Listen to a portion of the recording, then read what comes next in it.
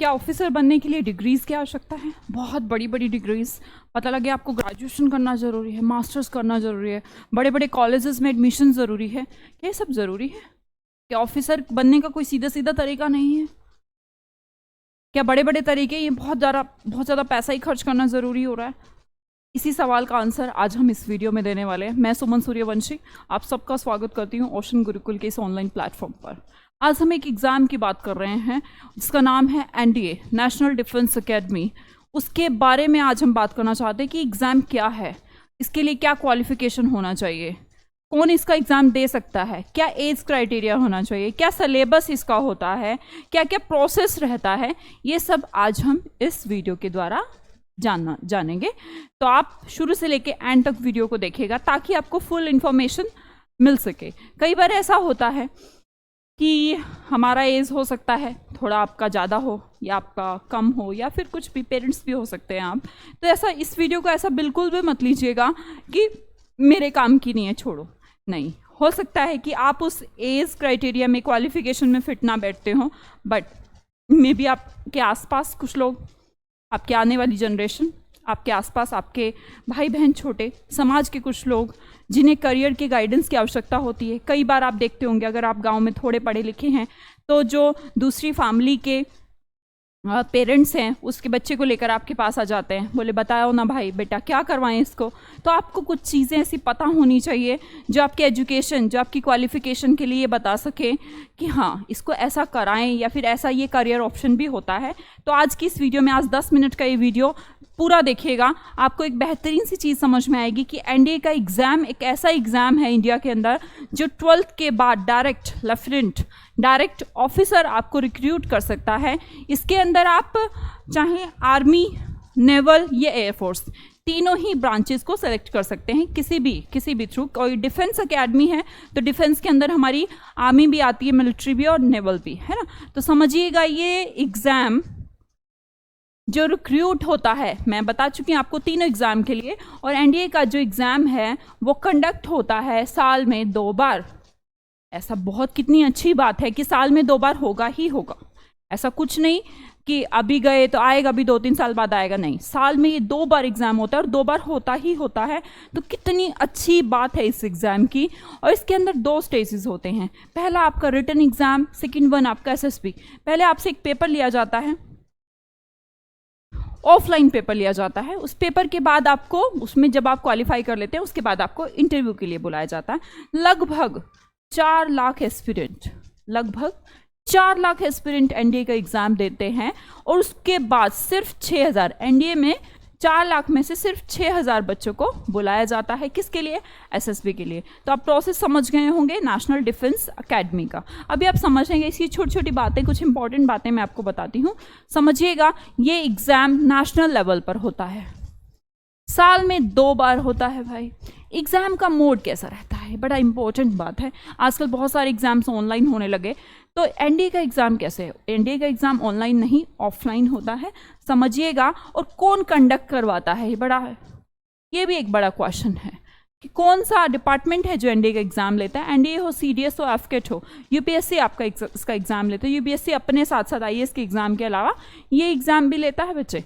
देखिएगा exam category, आप कौन इसका एग्ज़ाम दे सकता है? जिन बच्चों ने 12th कर लिया है वो इसका एग्ज़ाम दे सकते हैं। अब आप सोचेंगे क्या सब 12th करने वाले एनडीए का एग्ज़ाम दे सकते हैं? नहीं, एक एज क्राइटेरिया है, उस एज क्राइटेरिया के अंदर आप हैं तभी आप एनडीए का एग्ज़ाम दे सकते हैं। आपके एग्ज़ाम के स्टेटस 2 रहते हैं, पहला रिटन टेस्ट और दूसरा एसएसबी टेस्ट। समझिएगा एज क्या है।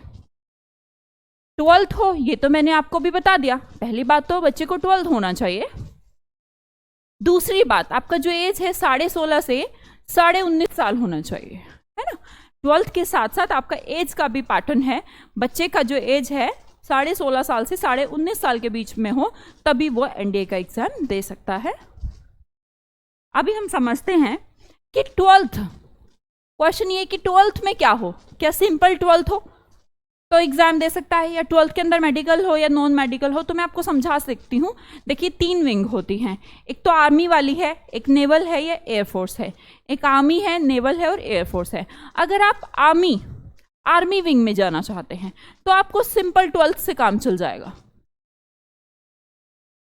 आप 12th हो, उस 12th में आपके पास मैथ्स हो ना हो, फिजिक्स हो ना हो, कोई भी सब्जेक्ट हो, कोई इशू नहीं है, तो आप 12th के बाद ये वाला एग्ज़ाम, इसके लिए तो आप एलिजिबल हैं। पर अगर आप नेवल और एयरफोर्स का हिस्सा बनना चाहते हैं तो उसके लिए आपको फिजिक्स और मैथमेटिक्स आपके 12th में होना आवश्यक है।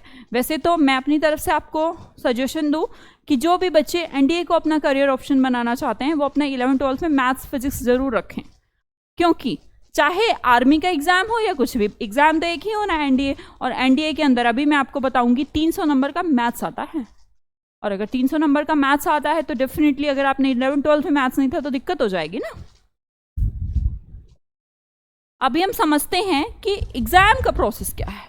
ये तो मैम आपने समझा दिया कि एग्ज़ाम है। अब एग्ज़ाम में ऐसा क्या क्या पहाड़ तोड़े जाते हैं, क्या क्या यूज़ किया जाता है जिससे पता लगे हमें बहुत बुरा भारी लगे, थोड़ा टफ होता है। टफ का रीज़न ये नहीं कि एनडीए का एग्ज़ाम टफ होता है, थोड़ी उम्र कम होती है, 16.5 साढ़े 19 साल के बीच में बच्चे को क्रैक करना थोड़ा मुश्किल हो जाता है, पर प्रॉपर गाइडेंस मिले तो वो कर भी पाता है। 2 एग्ज़ाम होते हैं रिटन टेस्ट के अंदर, जनरल एबिलिटी टेस्ट जिसका नाम जीएटी, दूसरा फॉर्म है मैथमेटिक्स। आपका जो जनरल एबिलिटी टेस्ट है ये आपका 150 मिनट का होता है और मैथ्स भी आपका 150 मिनट्स का ही होता है। समझिएगा, क्या ये एग्ज़ाम एक ही दिन होते हैं? यस, ये 1 डे प्रोसेस है। ये 1 डे प्रोसेस है, एक ही दिन में दोनों एग्ज़ाम होंगे। पहला एग्ज़ाम अगर जीएटी का एग्ज़ाम जनरल एबिलिटी टेस्ट हमारा 10 से 12:30 के बीच में है, मैथ्स का टेस्ट होगा हमारा 2 से 4:30 के बीच में। इसका मतलब 2.5 घंटे 5 आवर, एक दिन में आपको 5 घंटे का पेपर देना है। ऑफलाइन पेपर होगा, पेपर सारा ऑप्शनल होगा, तो आपको देना है। उसके बाद समझ पाएंगे आपने क्रैक किया है नहीं। अभी मैं आपको मार्क्स बता देती हूँ। जो आपके 150 क्वेश्चन आते हैं जीएटी में और मैथ्स में 120, ये 4 मार्क्स के, ये 2.5 नंबर के, ये 600 और 300, ये मार्क्स हो गए हमारे 900। तो टोटल जो हमारा एग्जाम आना है वो 900 नंबर का आना है। अभी टेंशन बिल्कुल मत लीजिएगा मैम ये जीएटी क्या है, इसके अंदर क्या क्या पढ़ना पड़ेगा। जीएटी के अंदर जो भी है मैं आपको अभी स्लाइड में बता दूंगी। लैंग्वेज जो एग्जाम की रहेगी वो हिंदी इंग्लिश दोनों रह सकती है, आप कोई भी चूज कर लीजिए। आपको कि हर एक सब्जेक्ट में एटलीस्ट 25% ये आपका क्राइटेरिया रहता है, कट ऑफ रहती है, आपको करना ही है। और आपका नेगेटिव मार्किंग 1/3 आपकी नेगेटिव मार्किंग रहती है। ठीक है, देखिए अभी हम जीएटी की बात कर रहे थे कि जनरल एबिलिटी टेस्ट के अंदर क्या क्या आता है ना। जनरल एबिलिटी टेस्ट के अंदर इंग्लिश जो है आपका वो 50 मार्क्स का, फिजिक्स के क्वेश्चन 25 to 100 मार्क्स का, केमिस्ट्री के 15 क्वेश्चन आते हैं, जनरल साइंस के आपके 10 क्वेश्चन आते हैं, हिस्ट्री के 20 क्वेश्चन आते हैं, जियोग्राफी के 20 क्वेश्चन आते हैं, करंट अफेयर्स मतलब रीसेंट जो मुद्दे हैं है ना रीसेंट, उसके भी 10 क्वेश्चन आते हैं। इनकी कट ऑफ कभी कभी सेपरेट हो जाती है, कभी कभी नहीं होती। चांस होते हैं कि सेपरेट वो पहले से कह के रखते हैं कि हो सकता है हम सेपरेट लगाएं, कई बार सेपरेट ना लगाएं। सेपरेट लगाने का मतलब ये है कि आपने इंग्लिश में मान लो आए आपके 2 नंबर और बाकी आप अच्छे नंबर ला रहे हैं तो आपको डिस्क्वालीफाई किया जा सकता है, क्योंकि आपका एक एग्जाम में हाथ बड़ा तंग था। तो आपका इंग्लिश होना बहुत अच्छा। इसमें जनरल एबिलिटी टेस्ट में भी अगर आप समझें तो आपको एक बात समझ में आएगी, सबसे ज़्यादा स्कोरिंग जो है वो कौन है? इंग्लिश। सबसे ज़्यादा स्कोरिंग इंग्लिश है। इंग्लिश के अंदर भी आप अगर आपको डीप सिलेबस देखना है तो आप हमारी वेबसाइट www.oceangurukuls.com पे एनडीए के बारे में सारी इन्फॉर्मेशन ले सकते हैं, या फिर हमारे Telegram channel ocean academy Indore, उसमें भी आप पूरी इन्फॉर्मेशन ले सकते हैं।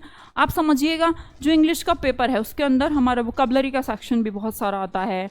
आप समझिएगा ग्रामर का सेंसेस भी बहुत सारा आता है, कॉम्प्रिहेंशन सेक्शन भी आता है, PQRS वगैरह बहुत आते हैं। तो इंग्लिश इसमें सबसे ज़्यादा इंपॉर्टेंट मुद्दा हो जाता है। बाकी जो आ ही रहा है सब्जेक्ट वो आपके आ ही रहे हैं, है ना।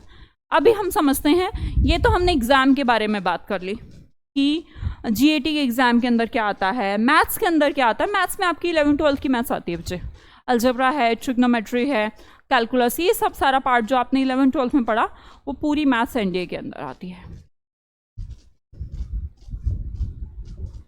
अभी हम समझते हैं, मान लो हमने रिटर्न एग्जाम दे दिया, आफ्टर डेट क्या होता है। रिटर्न एग्जाम के बाद मैंने आपको बताया था ना, लगभग 4 लाख लोगों ने दिया, 6000 लोगों को फिर एसएसबी इंटरव्यू के लिए बुलाया जाता है। एसएसबी इंटरव्यू के दौरान वो क्या करते हैं, सबसे पहले जितने भी स्टूडेंट्स होते हैं अलग अलग सेंटर्स दिए जाते हैं। मान लो किसी को दिल्ली मिला है, किसी को देहरादून, किसी को लखनऊ, किसी को अमृतसर, बहुत सारे सेंटर्स होते हैं आर्मी के, तो वहाँ पर बुलाया जाता है उनको। 5 डे उनका प्रोसेस है जो भी उनको रखा जाता है। उस प्रोसेस में पहला दिन ही स्क्रीनिंग टेस्ट का होता है। मैक्सिमम बच्चे यहीं फेल हो जाते हैं, मैक्सिमम बच्चे स्क्रीनिंग टेस्ट में ही निकल जाते हैं। एक्चुअली स्क्रीनिंग टेस्ट में होता क्या है, कुछ इतनी बड़ी बात भी नहीं होती, सिर्फ वर्बल नॉन वर्बल टेस्ट होता है, रीजनिंग क्वेश्चनिंग टाइप से, मैथ्स एप्टीट्यूड टाइप से। दूसरा, एक पिक्चर दी जाती है, उस पर आपको स्टोरी राइटिंग करना होता है, उसमें आपकी थिंकिंग का थोड़ा पता लगता है। उसके बाद आपको आगे बढ़ना है या नहीं बढ़ना है वहाँ पर डिसाइड हो जाता है। इसीलिए तो इसे स्क्रीनिंग टेस्ट कहा जाता है, नाम ही देखिएगा आपका screening.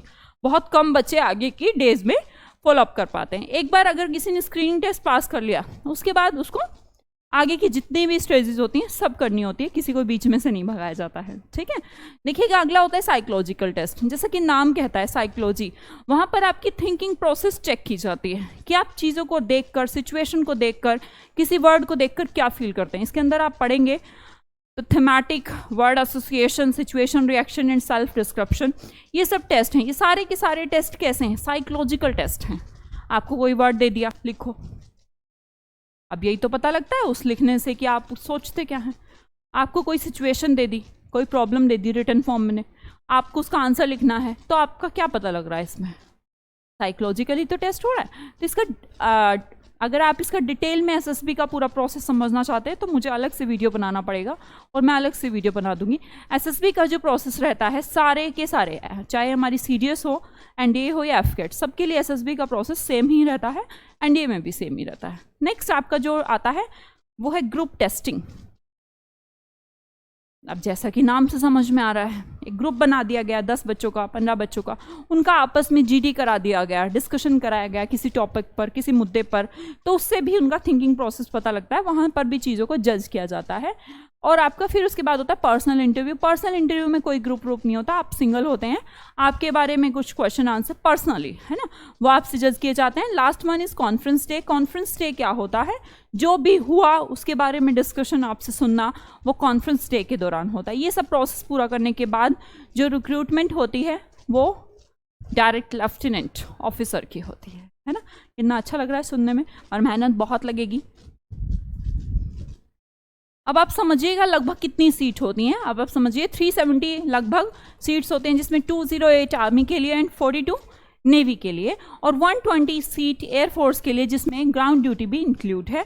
After date naval academy के अंदर भी 48 सीट आती हैं। क्या ये डाटा फिक्स है? नो, ये डाटा फिक्स नहीं है, थोड़ा बहुत ऊपर नीचे जाता है, 2-4 हो सकता है ऊपर हो, 2-4 हो सकता है नीचे हो, तो ये वाला सीन आपका हो सकता है। अभी आप समझिएगा, मैं आपको प्रोसेस पूरा बता चुकी हूँ, है ना, प्रोसेस आपका पूरा बता चुकी हूँ। क्या है एग्ज़ाम, क्या है क्वालिफिकेशन, क्या है एज, क्या है 16.5 से 19.5, 12th होना चाहिए। मैं तो चाहूँगी 12th में मैथ्स और फिजिक्स हों ताकि आपको फ़ायदा मिले रिटर्न एग्ज़ाम में। रिटर्न एग्ज़ाम में normally GAT, general ability test होता है, प्लस आपका एसएसबी होता है, मैथ्स होता है। आफ्टर जैसे आप रिटर्न एग्ज़ाम निकालते हैं उसके बाद आपका एसएसबी होता है। तो ये सब चीज़ें कई बार हमें कुछ एज निकल जाए तब पता लगती है, कई बार हमें पता लगता है अरे यार मेरे पास 11th-12th में ये नहीं था। तो ये गेम देखिए बच्चे को तो खुद से आएगा नहीं, क्योंकि बहुत छोटी उम्र है, 16.5 से 19.5 साल, तो उसको ज़रूरी नहीं इस चीज़ का नॉलेज हो। ये नॉलेज हम लोगों तक पहुंचाने तक, बच्चों तक पहुंचाने का काम हम ही लोग कर सकते हैं। हो सकता है आप में से बहुत सारे लोगों ने ये वीडियो देखी हो, और वीडियो देखने के बाद वो ये जजमेंट करें। प्लीज़ अपने आप अपने बच्चे या फिर अपने भाई बहन को गाइड करने के अलावा सोसाइटी में भी गाइड कीजिए। बहुत अच्छा ऑप्शन है बच्चों के पास, जहां वो प्रॉपर सिर्फ 12th के बाद ही बहुत बड़ा सपना साकार कर सकते हैं, आपका भी, समाज का भी, और पेरेंट्स का भी, है ना। तो इस चीज़ पर ये सिर्फ मेरी ही ड्यूटी नहीं है, हम सब की ड्यूटी है कि हम करियर गाइडेंस प्रोग्राम में खुद पार्टिसिपेट करें। पार्टिसिपेशन का फॉर्म ये नहीं होता कि सिर्फ आप मेरी वीडियो ही आगे शेयर कीजिए, नहीं, वीडियो शेयर से मतलब नहीं है। आप इस इंफॉर्मेशन को शेयर कीजिए, ओरली शेयर कीजिए, कैसे भी कीजिए, है ना। आप किसी को बताइए, बच्चा है, हो सकता है आप गांव में रहते हो, आप थोड़े पढ़े लिखे हो, तो हो सकता है पेरेंट्स आपके पास आएँ और आपसे पूछे बेटा इसको क्या करवाएं, वो पढ़े लिखे नहीं होते, तो आप बच्चे का जजमेंट ले सकते हैं। अगर बच्चा इंटेलिजेंट है, 11th-12th में मैथ्स फिजिक्स में अच्छे नंबर लाया है, तो आप उन्हें गाइड कीजिए, आप उन्हें गाइड कीजिए कि एनडीए एक बहुत अच्छा ऑप्शन है। इस एनडीए स्ट्रीम को आप चूज़ करके बच्चे को डायरेक्ट ऑफिसर, नेवी में, मिलिट्री में एयरफोर्स में आप रिक्रूट कर सकते हैं। तो ये चीज़ें हमारे लिए, हम सबके लिए हमारा ड्यूटी है कि हम इंफॉर्मेशन को, करियर गाइडेंस प्रोग्राम को अपने अंदर खुद भी सोचें समझें उसके बारे में, और सोसाइटी को भी उसके बारे में अवगत कराएं। चलिए ठीक है, फिर मैं मिलती हूँ नेक्स्ट सेशन के साथ, नेक्स्ट कोई करियर गाइडेंस प्रोग्राम लेकर इसी ओशन गुरुकुल के मंच पर। तब तक के लिए Ram Ram, bye bye, good day to all of you.